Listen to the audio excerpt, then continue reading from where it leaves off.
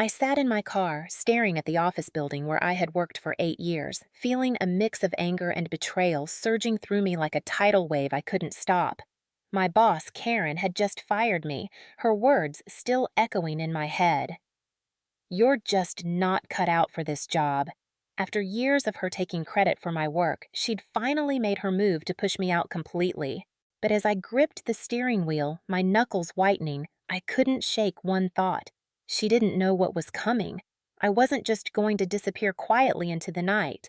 No, I had something up my sleeve, something she'd never see coming until it was too late.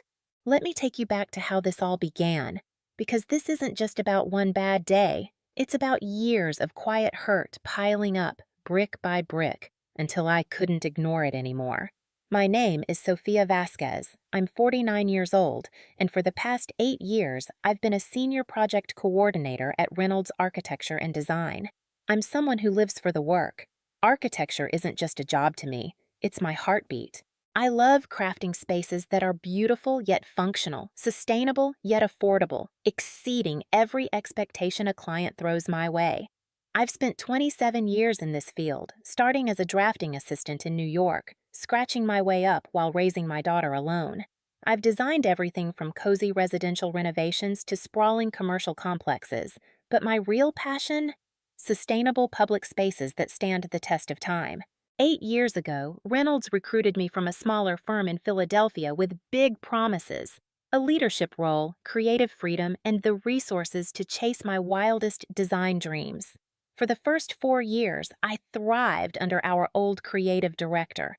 My coastal restoration project, a network of community spaces built with reclaimed materials, tough enough to weather any storm, put us on the map. It became the firm's calling card, a shining example of what we could do. I remember standing on that site after it was finished, the salty breeze tugging at my hair, feeling like I'd finally made my mark. Then Karen Mitchell showed up. She was 41, sharp as a blade, and the youngest partner in the firm's history. She started as a project manager, but within 18 months, she'd clawed her way to the top. How? By cozying up to Harold Reynolds, our aging founder. Think lavish compliments, strategic lunch invites, weekends at her Catskills cabin. She had this polished charm, a way of gliding through rooms that made people lean in. At first, I admired her ambition. Her presentations were flawless, her client meetings smooth as silk. She'd stop by my desk, peering over my shoulder at my sketches, asking questions about my concepts with this bright, eager look in her eyes. I thought she was interested in my work, maybe even saw me as a mentor or a friend. God, I was naive. Looking back, I see it so clearly now. Every smile, every great idea, Sophia, was just her sizing up what she could take. The signs crept in slowly, like cracks spreading across a windshield. It started with little things, collaborative presentations where my name didn't even get a whisper. Then projects I'd poured months into were reassigned, suddenly under Karen's direction. In meetings, she'd cut me off mid-sentence or rephrase my ideas as hers. Sophia had an interesting starting point, she'd say with this condescending little nod, but I refined it into something practical. And Harold? He was too busy planning his retirement to notice. Or maybe he just didn't care. The other partners, mostly older guys who'd been in the game since the 70s, ate up Karen's confidence like it was their favorite dessert. She had them wrapped around her finger, and I was left fading into the background. My colleagues saw it too. David, one of our senior architects, would catch my eye across the room after Karen pulled one of her stunts, muttering under his breath, "Did she seriously just present your riverfront concept as her breakthrough idea?" Jenna, our receptionist, started timestamping my designs before filing them, giving me these quiet, knowing nods like we were in on some secret pact. I kept going, though, telling myself my work would shine through eventually. I believed in that old-school idea that talent wins out in the end. But then came the Regional Design Excellence Award for the Coastal Project, the one I'd led from the first pencil sketch to the final ribbon cutting. I sat in that audience, my heart pounding with hope, waiting for my name to be called. Instead, Karen strode up to the stage alone, her heels clicking like gunfire, and accepted the award with a speech full of my vision and my dedication. Not a single mention of me. I went home that night, poured myself a glass of wine, and started backing up everything. Every design file, every email, every scrap of proof that I was the one behind those projects. I wasn't planning a fight yet, I just wanted some peace of mind. Turns out, I'd need a lot more than that. Fast forward to the day it all blew up. The day Karen fired me. She called me into her office, leaning back in that fancy leather chair of hers, a smug little glint in her eyes. "You're just not cut out for this job, Sophia," she said, like she was doing me a favor. "The West Ridge Hotel project needs someone with stronger leadership skills."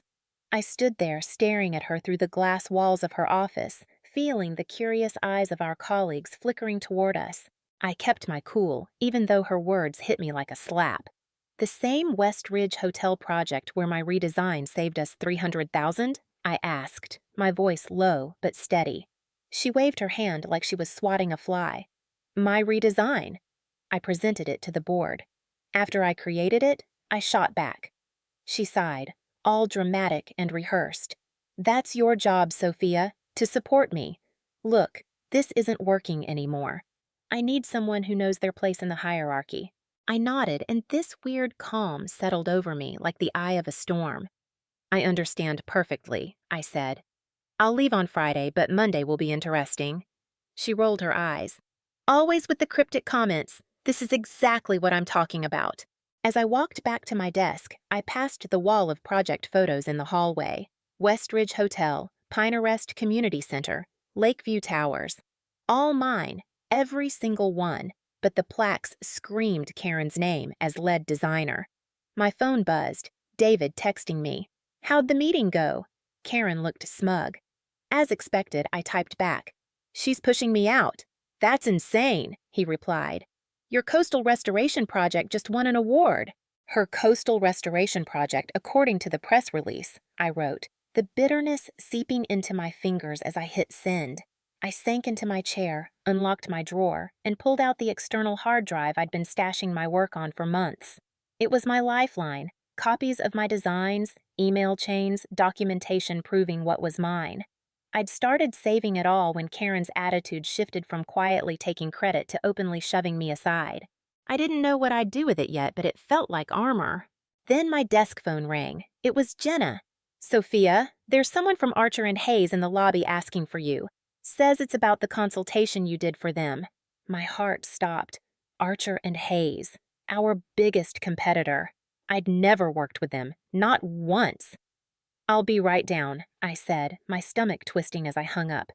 Riding the elevator, I felt this sinking dread, like I was about to step into something way bigger than I'd bargained for. This wasn't just about Karen stealing credit anymore. Something darker was brewing. In the lobby, this guy in his 50s, James Donovan from Archer and Hayes, shook my hand, all professional polish. "Ms. Vasquez, thanks for meeting me," he said.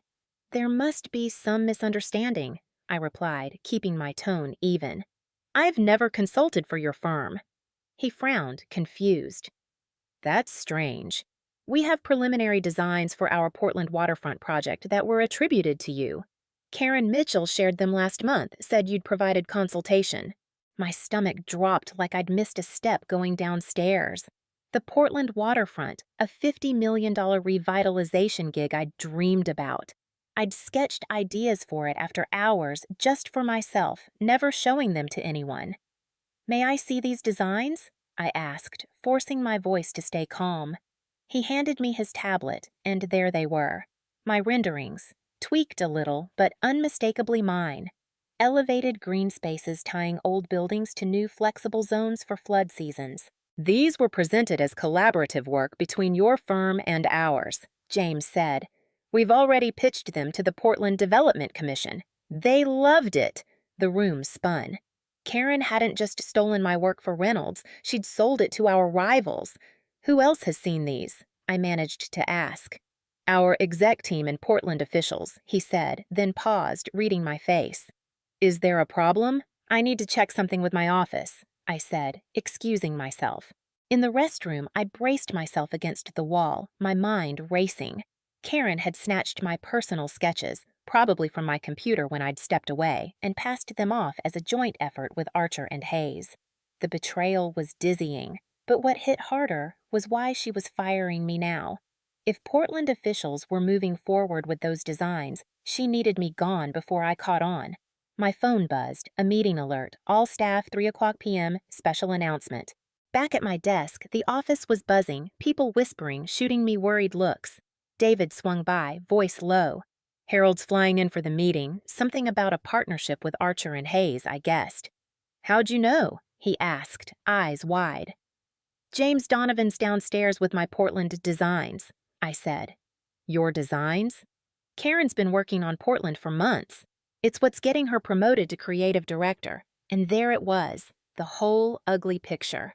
Karen wasn't just edging me out, she was stepping into a shiny new role built on my stolen work. An email from HR popped up. My transition package. They weren't even waiting till Friday. I was out today. My hand hovered over that hard drive. It held everything. Proof of my authorship, emails, metadata. I could blow this wide open. But would anyone care? Karen had spent years schmoozing the higher-ups while painting me as the quiet, resentful underling.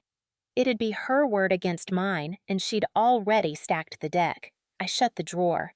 I needed time to think, to figure out how to play this right. This wasn't just about pride anymore. It was my career, my integrity, maybe even legal territory. At 3 o'clock, the conference room was packed. I took a seat in the back, ignoring the stares. Karen stood up front with Harold, glowing in her tailored navy suit, the one she saved for big wins. Harold started, "Today's a new chapter for Reynolds. We're announcing a strategic partnership with Archer and Hayes for the Portland waterfront revitalization."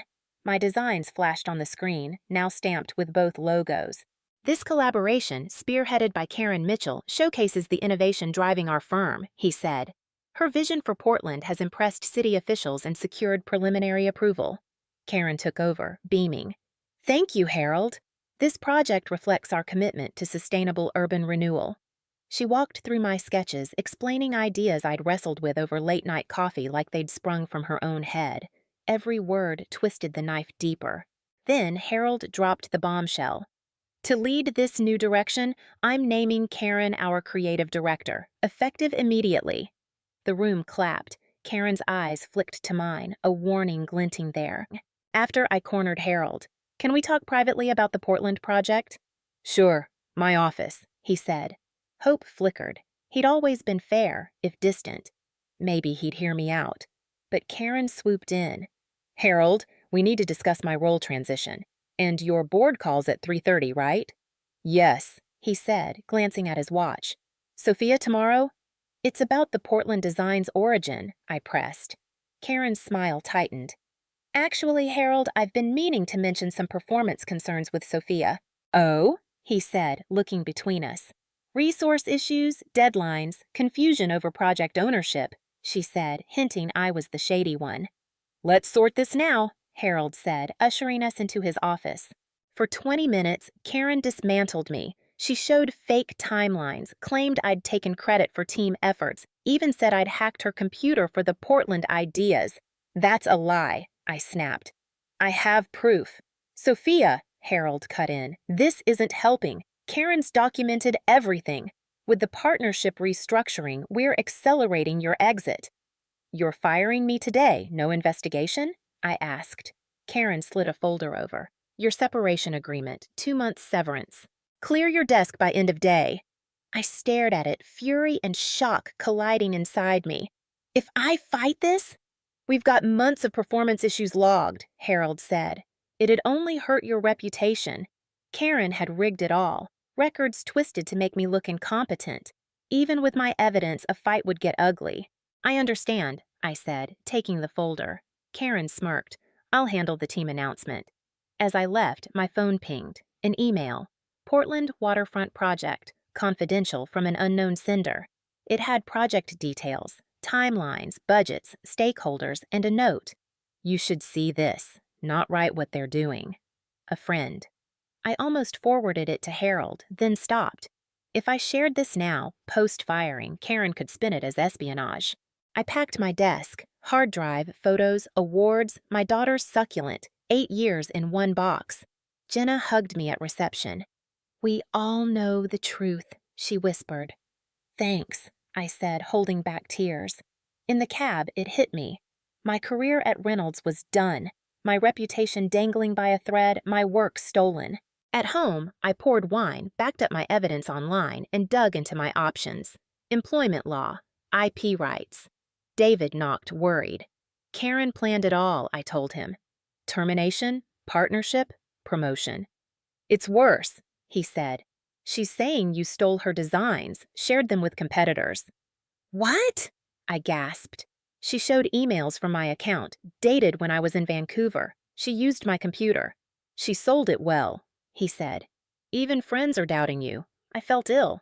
She wasn't just taking my work, she was torching my name. There's a rumor Archer and Hayes might hire you post non-compete, he added. Her safety net, I realized. If I fight, she'll say I was the traitor all along. After he left, James Donovan called. Our team loved the concepts Karen credited to you. We're offering a position, exactly what David predicted, Karen's trap tightening. I'll call you next week, I said, hanging up. I scoured my email archive, desperate for ammo.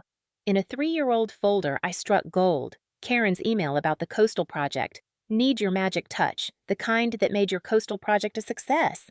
Her own words proving I'd created what she claimed. Over the weekend, I built my case. Design files, emails, reviews, client testimonials. By Sunday, I had a dossier ready to take to the board and a lawyer. Monday, Harold emailed, concerning Portland developments, meet me at 10? At the coffee shop, he looked wrecked. Portland officials want the designer's process for PR. Karen couldn't answer their questions. One recognized your coastal style and asked about you. What did she say? That you mentored her, he said. I laughed bitterly. She's stolen my work for years. I see that now, he admitted. Portland's paused the project. Our partnership's at risk. Why tell me? Karen says you have the files to fix this. I do, I said, with proof they're mine. The firm's reputation's on the line, he pleaded. Reinstate me, clear my record, ditch Karen from my projects, I demanded. She's creative director now. Then I'll go to Portland and the press. He blanched. You'd ruin us? I'd claim my work. The fallout's on Karen. A news alert hit. Archer and Hayes pulled out of Portland. It's crumbling, I said. Fix this now or it's public. What do you want? He asked. Public credit, Karen off my work, and I pitch Portland myself. He nodded, defeated. I'll talk to the board. Then emails rolled in. James Donovan and a Portland planner, both wanting my input on Karen's designs. Her house of cards was falling, and I was holding the winning hand. Tuesday, I walked into Reynolds' conference room, evidence in tow. Karen tried to spin it. Sophia gave feedback, but it's my work. But I shut her down, projecting my proof. Files predating hers. Her own emails praising me. Portland officials nodded. This is what we needed. Stuff you couldn't explain, Karen. She faked it, Karen yelled.